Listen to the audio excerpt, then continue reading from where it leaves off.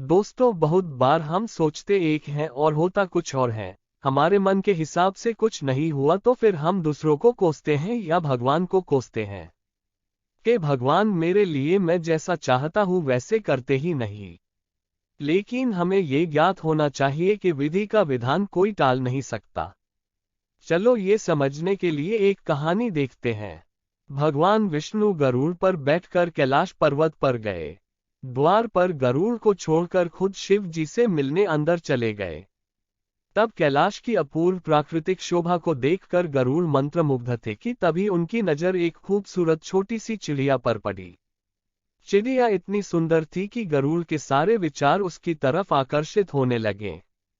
उसी समय कैलाश पर यमदेव पधारे और अंदर जाने से पहले उन्होंने उस छोटी सी चिड़िया को आश्चर्य की दृष्टि से देखा।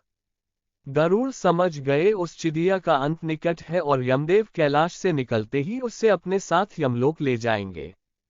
गरुड़ को दया आ गई। इतनी छोटी और सुंदर चिड़िया को मरता हुआ नहीं देख सकते थे।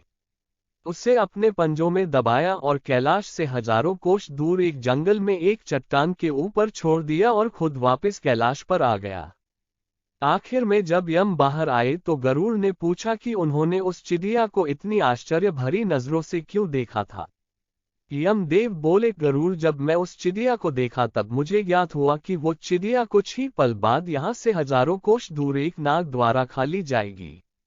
मैं सोच रहा था कि वो हजारों कोस दूर इतनी जल्दी इतनी दूर कैसे जाएगी, लेकिन अब वो यहाँ नहीं है तो निश्चित ही मर गई होगी। गरुड़ समझ गए कि मृत्यु टाले नहीं टलती, चाहे कितनी भी चतुराई की जाए। श्री कृष्ण जी कहते हैं कि करता तू वह है जो तू चाहता है, परंतु होता वही है जो मैं चाहता हूँ। कर तू वह जो मैं चाहता हूँ, फिर होगा वह जो तू चाहेगा। आशा है ये बात आपके समझ में आ गई होगी कि दुनिया में होता वही है जो ईश्वर चाहते हैं। हम कितना भी कहे कि ये मैंने किया, लेकिन ध्यान रखना हुआ तो उसकी मर्जी से है।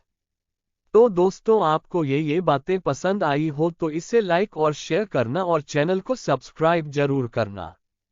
मिलते हैं अगले वीडियो में कुछ ऐसी ही ज्ञान की बातें लेकर।